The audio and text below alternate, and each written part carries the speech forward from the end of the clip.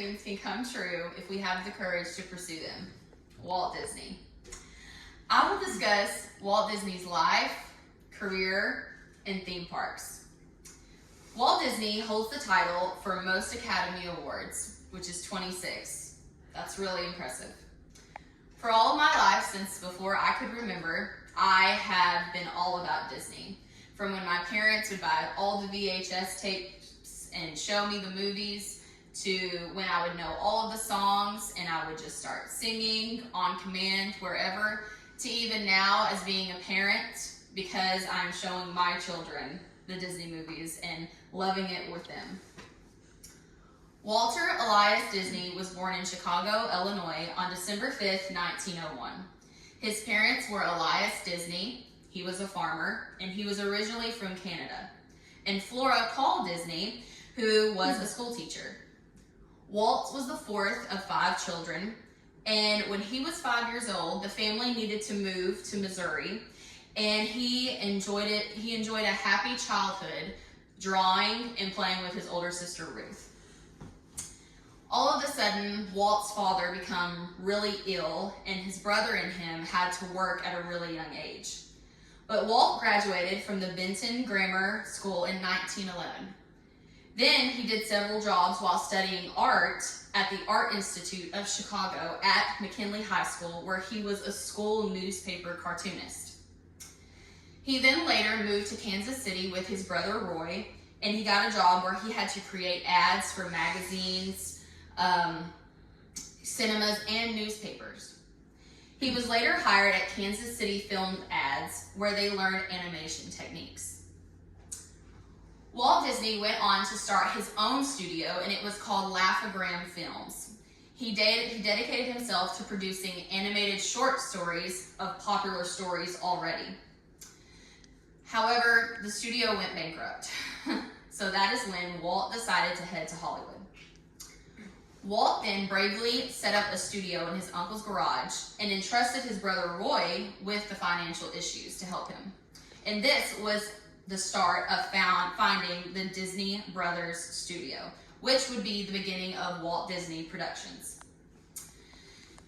His first character that he ever created was Oswald. I'm sorry, I said that wrong. Oswald the Lucky Rabbit, which was not much of a success. And honestly, I had never even heard of him.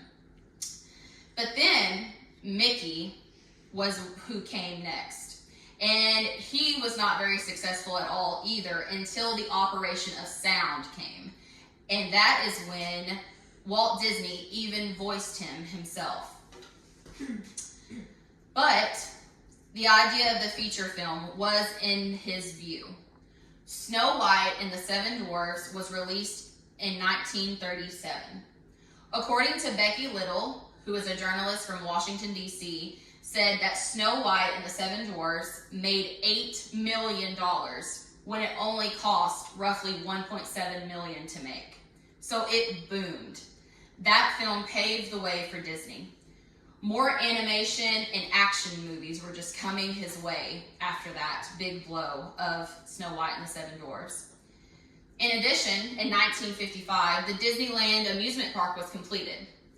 Walt Disney wanted the amusement park he visioned to bring his characters, his worlds that he had created to life for everyone to see. And he did.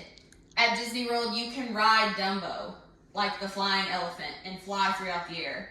You can hug any princess you want, for as long as you want. It's remarkable. Disney had a plan for Disney World. This right here is Disney World.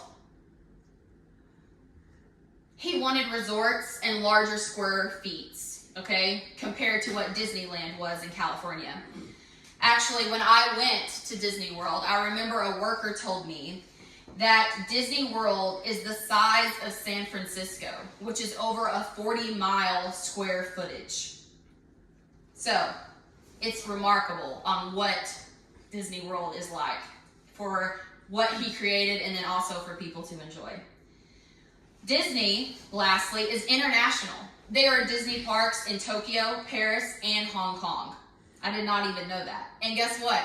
There is a Disney cruise line with 6 ships, and they go to their own island, a private island that's just Disney, and there's no other way to get there besides a cruise ship of that Disney.